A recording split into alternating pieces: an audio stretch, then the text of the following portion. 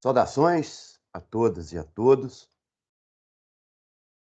Continuando nossa aula sobre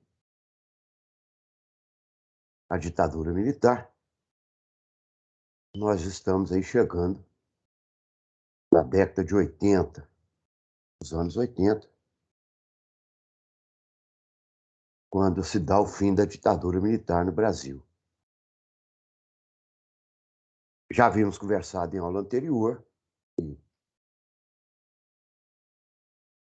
projeto da anistia, né? A lei da anistia, aprovada no Congresso Nacional, retorna ao Brasil políticos, jornalistas, escritores, músicos, intelectuais, né? Sindicalistas. O pluripartidarismo permite uma nova organização partidária. Início dos anos 90, dos anos 80,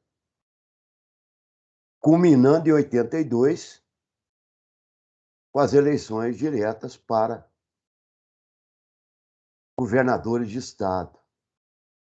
Então, era prerrogativa do então ditador João Batista de Figueiredo fazer a transição do poder militar para o poder civil. Então, começam aí naquela dinâmica lenta, gradual e segura da abertura política a partir do governo Geisel. Então, mais um desses fatores, acontecimentos, né, que vão corroborar para que os militares deixem o poder.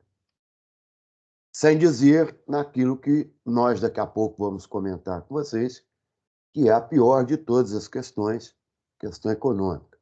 Já não bastasse a censura, morte, a tortura, o exílio, né,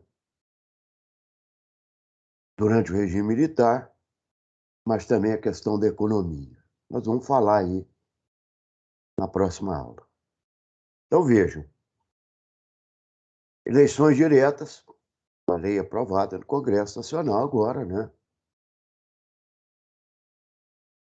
permitindo que os governadores de estados, prefeitos de capitais, etc., fossem eleitos diretamente. E o resultado é que, nos principais estados do Brasil, os mais ricos, né, Minas Gerais, Rio de Janeiro e São Paulo, a oposição venceu. No Rio de Janeiro, Leonel Brizola foi eleito governador pelo PDT, Partido Democrático Trabalhista. Em Minas Gerais, Tancredo Neves, pelo Partido do Movimento Democrático Brasileiro, pelo PMDB. E em São Paulo, também pelo PMDB, Franco Montoro, eleito. Franco Montoro, Mário Covas, uma coisa nesse sentido. Não me lembro agora o nome do governador de São Paulo.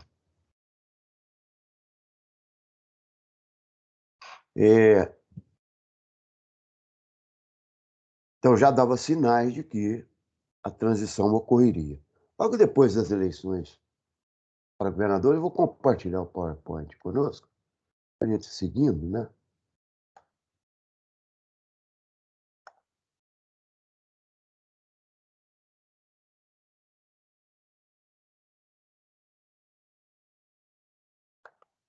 Aqui. Estão abrindo aí, né?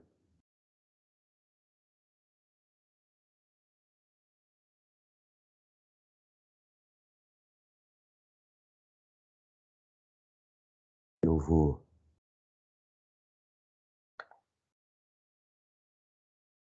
Né, para esse quadro. Em 84, o Partido dos Trabalhadores lança um movimento chamado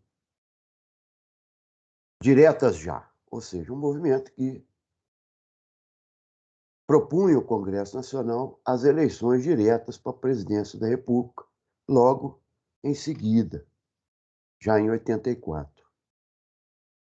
Aproveitando disso, deputado do PMDB do Mato Grosso do Sul, chamado Dante de Oliveira, apresenta uma emenda constitucional, chamada Emenda das Diretas Já. Então, começa um grande movimento pelo Brasil afora, talvez o maior movimento de massas já ocorrido na história do Brasil, né?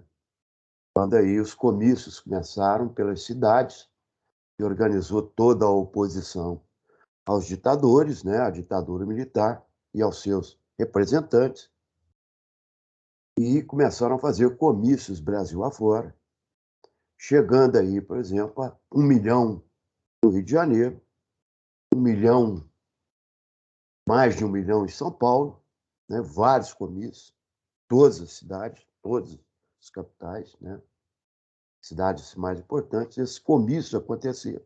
Então foi um grande movimento de massa, visando dar legitimidade popular, o apoio popular a essa emenda seja votada no Congresso Nacional.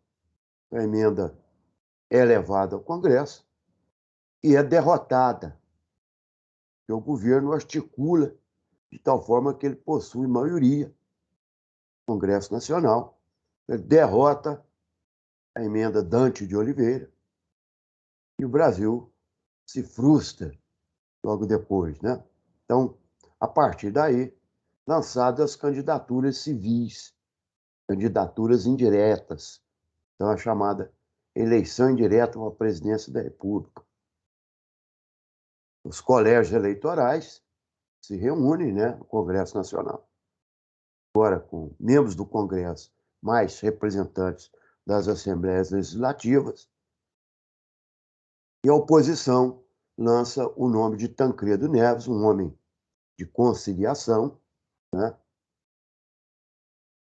como candidato a presidente da República, e a vice-presidente, um dissidente do PDS, o partido que assumiu a legenda da Arena, então era o partido que conglomerou, né, todos aqueles que foram partidários da ditadura militar, apoiadores da ditadura militar, durante as discussões das eleições indiretas para a presidência, houve uma dissidência do partido do PSD, PDS, Partido Democrata Social, liderado por Paulo Maluf. Com a dissidência, daí sai o Partido da Frente Liberal, PFL, que se une à oposição e lança como vice-candidato à presidência da República na chapa de Tancredo Neves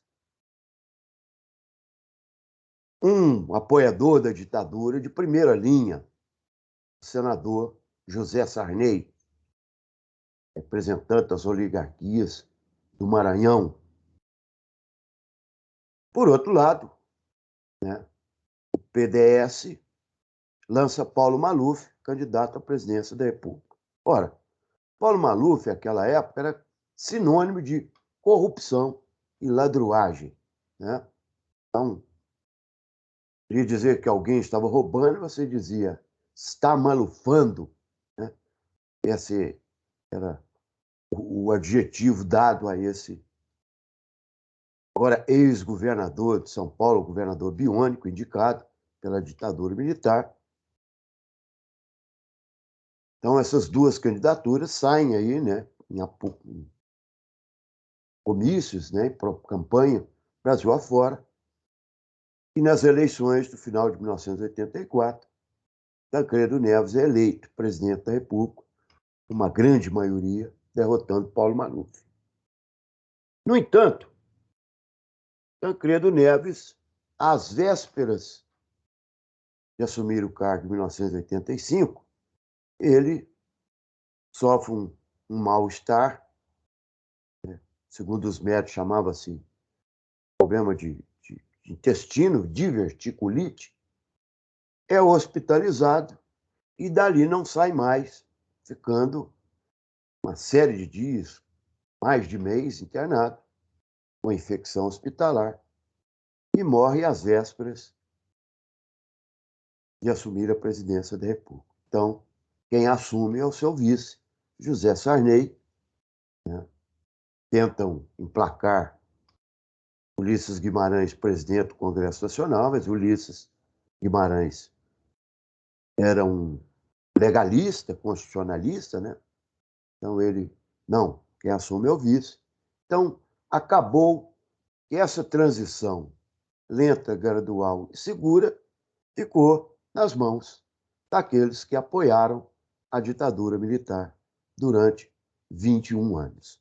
Então, assumindo a presidência da República, José Sarney termina o ciclo da ditadura militar. E agora nós vamos, na próxima aula, falar sobre esse novo momento, que foi à época batizado pelos veículos de comunicação a Nova República.